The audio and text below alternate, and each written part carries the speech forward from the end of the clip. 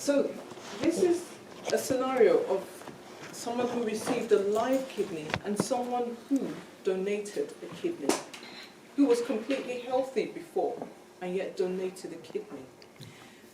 Before we go this evening, I think we need to hear from someone who received a deceased donor kidney. In fact, not one, but two kidneys, isn't it?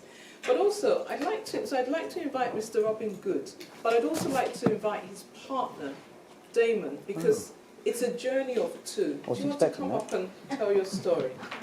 Okay, thank Do you. we have a story? We'll make one. Looks like I've been shot. Look. And then I promise you, we'll just leave it open for people that want to stay after and ask more questions. Wasn't to filmed, those that that come need out. to go. I can film you. Oh, thank you. There you go. I haven't been shot. It's jam. Look at that, look. Anyway. Good evening, everybody. Thank you for coming along. Obviously, you've heard from all the experts. Now you're going to hear from a layman. That's me. But my journey started, as I say, with problems, obviously back in 2014, and I've been relatively lucky over the years, healthy-ish, and I started getting headaches. So I went down to the doctors like you do, and they said, oh, we'll give you a blood test. Anyway, they phoned me and said, can you come back? It's gone wrong. So but in the end, it wasn't the blood that had gone wrong, it was me. And I was suffering from high platelets a lot, going up. So I started going to Kingston, and they checked me out every 3 months, but the platelets were still going up quite high. So I was on medication to bring them down. Anyway, in the end, this lovely doctor in haematology said, you seem to have a blockage in the liver. So I had every sort of scan you can possibly think of, but it wasn't showing up what this blockage was. So in the end, I had a biopsy of the liver, because that's where the blockage was, and they said, this guy got really excited about it. He said, I was right. He said, you've got amyloidosis, which not many people know what it is, and it's quite rare. I think you guys probably know what it is. Anyway, what it is, it's protein of the body, which is going into the major organs. So it's gone in the spleen, it goes in the liver, it goes in the heart, it's not good. But they said, if it goes in the kidneys, you're not going to have a transplant because of the amyloidosis. Anyway, going on into that, one had to start with dialysis, and I was on dialysis for about a year. It's fine, it does its job. Without it, it wouldn't be. So anyway, they look after me at the Royal Free once a year at Hampstead, which is a good hospital for amyloidosis patients. And I happen to say, I've been told I can never have a kidney transplant because of amyloidosis. And this guy, whiz kid obviously, he said, I'll have a look. So he phoned me, I think it was, and he said, I can't see why not. So I thought, well, that sounds a bit of luck, doesn't it? Because dialysis for the rest of your life. So anyway, I told haematology at Kingston, they told these guys here at St George's, had a couple of tests done, and then it was like the 31st of October, be 2 years ago now, approximately, and I got a call and they said, you're now on the list for a donor. Incidentally, I was offered 3 people that wanted to give me kidneys, but I didn't want to go up that route. That was me. I thought, no, I'll just wait, Anyway, I was told on the 31st of October that I was now on the list. Keep your phone with you all the time. You might get a phone call tonight, might be tomorrow, 3 weeks' time, 3 years' time, who knows. Anyway, as it went on, that was the 31st of October. On the 5th of November, I got a phone call to say, can you come in? So again, approximately 3 hours to get there, which is not a problem here. And again, with St George's, the team obviously are very, very good here, which you'll probably find out one day, hopefully. Anyway, I went there on the 5th of November, met the surgeon, lovely guy, and he said, what I'm going to do, this is me, a layman talking, he said, I'm going to pop a couple in, kidneys for you. So anyway, he went off, he said, I'm just going to go off to see the kidneys, he said, and see what they're like. Anyway, he came back and he said, I'm awfully sorry, he said, but I don't think they're up to scratch. He said, I can't waste my time, and I certainly don't want to waste your time. 12 hours have passed. Yeah, anyway, so I came home and I'm thinking, me as a person, I don't like playing the waiting game. When's it going to be again? 3 months, 3 years? I don't know. Anyway, on the 6th of November, I got a call, and I went back again the following day.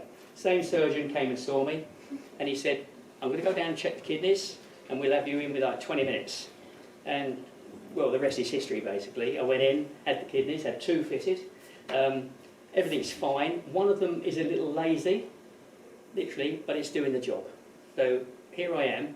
Hopefully, you know, you guys that are waiting, it will happen one day. The only thing that I say to you is obviously drink plenty of water, as you can see. It's probably, for me, I find it when you're at home, it's easier to drink out of a glass. It's easier to keep drinking out of a bottle, and you drink more. That's me. Always do what they say. If they say take this tablet, do that, do this, turn up on the day, turn up. Don't let them down. They're doing a job, and it's for you. So, you know, look out for yourself. Keep yourself fit, literally.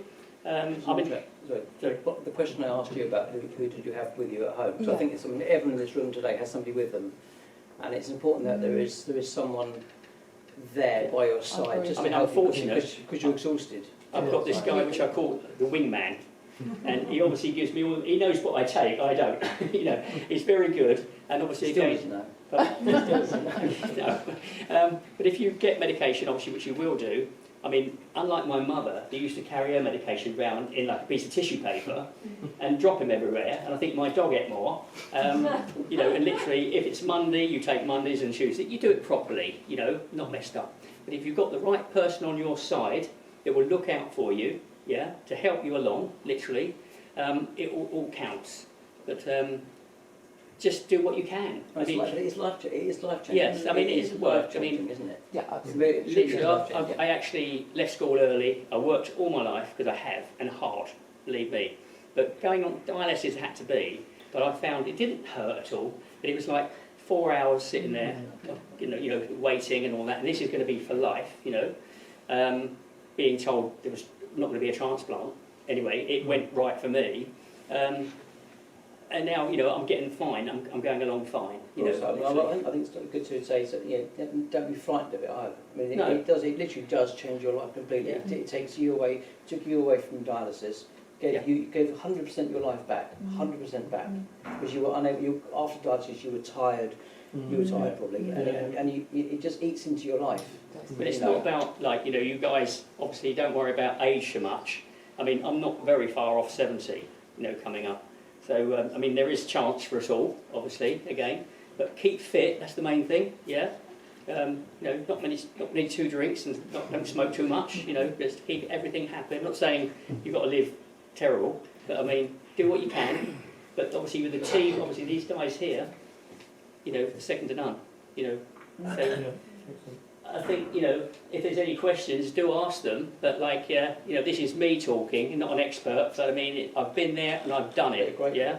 I think you're the most expert of us all because you had it. This lady is fantastic here. They're all fantastic, but this lady is fantastic. We've had to be in all of them. Yeah. And many that aren't here too. But I've also been told that St George's, as a hospital, is a very good one. You know, so I was fortunate to come here anyway. But you know, people. But it's a tough ride for the first. It is a tough ride. The first 6 months, isn't it? But it's tough. you don't know what's going to happen. People it's do not the intense. NHS, as you probably know. I can't. They can't. So, you know. There might be some questions because, I mean, everybody's journey is different. Everyone is different. You have younger people, older people, and your journey will be different. Do you have any questions for these people that have gone through the process? And I know that there'll be some people that have someone at home, and there are some people that have no one at home. But then maybe there's a network that will support you through. But also let us know as well, because then we'll be looking at how we can ensure you do have support in the community.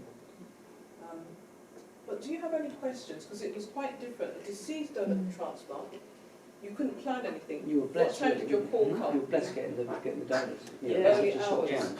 But a live donor, at least you could plan and decide that this was when the transplant would happen. Does anybody have any questions for any of our volunteers? I just got a basic question, Yeah. a practical question. Do you get an ambulance? Does an ambulance come for you? Because No. I know in the other hospital, at King's, they send an ambulance. They don't. No, they Just don't. make you way in. Yeah, people make their way in. most wouldn't send an ambulance just because, and there will be particular situations, because if they have to send an ambulance, then is that person fit enough to have a transplant? Post-transplant, we do support people with their transport for the first 6 weeks, but after that, they need to find their way in, unfortunately. So a follow-up question for that. If you happen to not be in London, what would happen? So if you a little bit further afield, So, is there a time limit? so in terms of, is it living or it just Happens to be, you know, okay, like being in Oxford? yeah. Well, we call and ask you, we did have someone recently who was in that area, and they make their utmost to get back as soon as possible. Because have that vision of the kidney sitting on ice. So you want to come back in as soon as possible. So in the pediatric arena, we call it being on call, almost like what we do as doctors and nurses. When we're on call, we just have to come in whenever we get that call. And likewise yourselves, because it's a golden opportunity.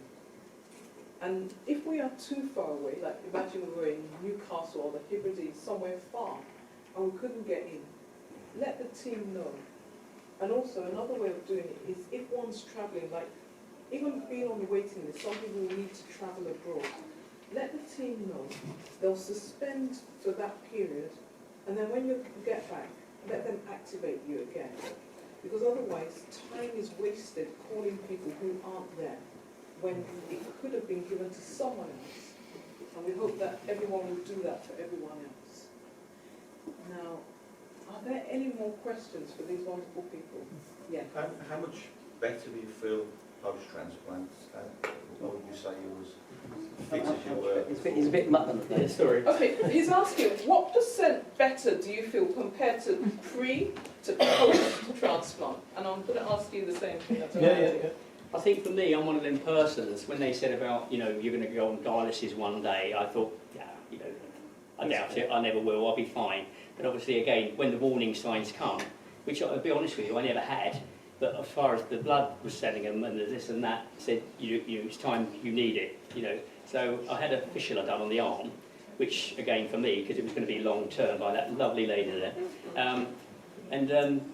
How much better do you feel now? Yeah, I mean, I'm able to get around more because I've always been active, worked a lot of hours, a lot. But strength is sort of slowed down. You mentioned the strength thing. Yeah, for me, it was, I mean, dialysis really wore me out. That was 3 days a week. I think it was like sitting around, yeah, you know. But the strength has been zapped. You still aren't particularly strong, are you? Not strong like I used to be. No more road rage now. Yeah. So some people call it from 0 to hero.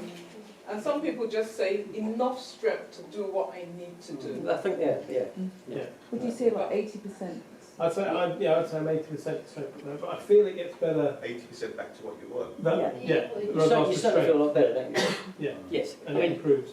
Yeah, always look forward, never look back, you know, to improve yourself, obviously, and make sure it all works for these lovely team here, yeah? Because they're doing their job and they want you to bob along with them. You know, you probably know that as well, yeah? Keep everyone happy. Now, yes. Is there anything you can't do after a transplant? Eat grapefruit. Yes. And I did like Rafer, I must admit. What can't you do after the transplant? So what can you do now that you could? Is that Yeah, what can't you do? what can't you do? I got back to pretty much normal, you know. Yeah. I don't, I've got obviously issues with amyloid, you know, clearly I have, that'll never go away. But no, I'm fine, you know, sort of thing. I can probably get a little tired quick, but I still try to do too much. Because and that's me. Also, because you're on steroids, you have to be slightly careful with the skin being a lot thinner. And you cut and you bleed easier because it's on steroids as well. But apart from that, But yeah, I mean, I'm one of them persons that will still push myself.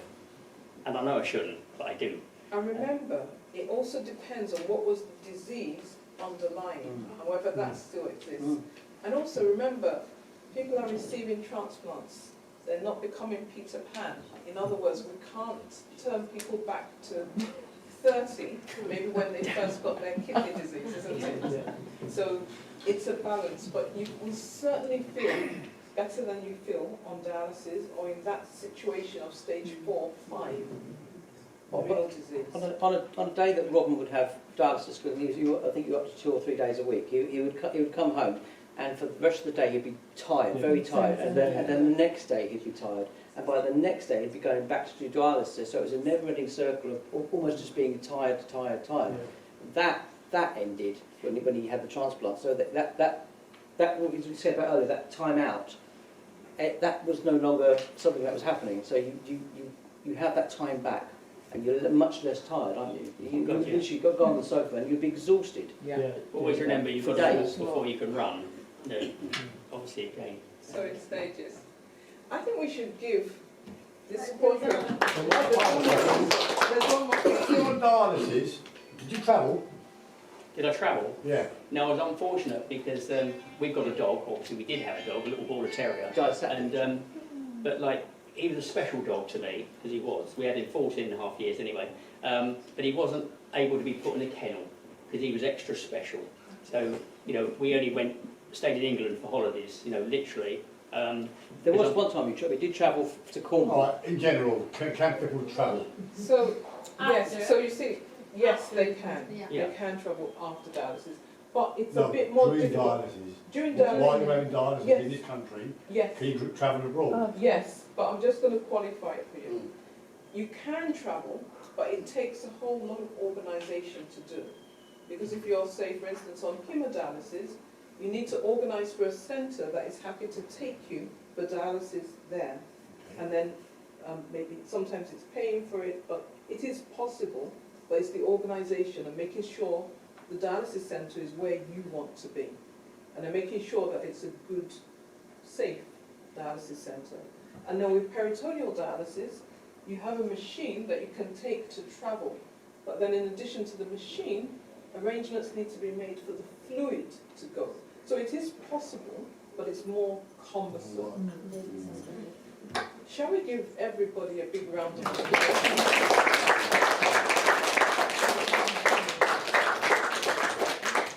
Thank you all for sitting through this, but I'm afraid sometimes one has to have that focused time to hear. But it's a journey.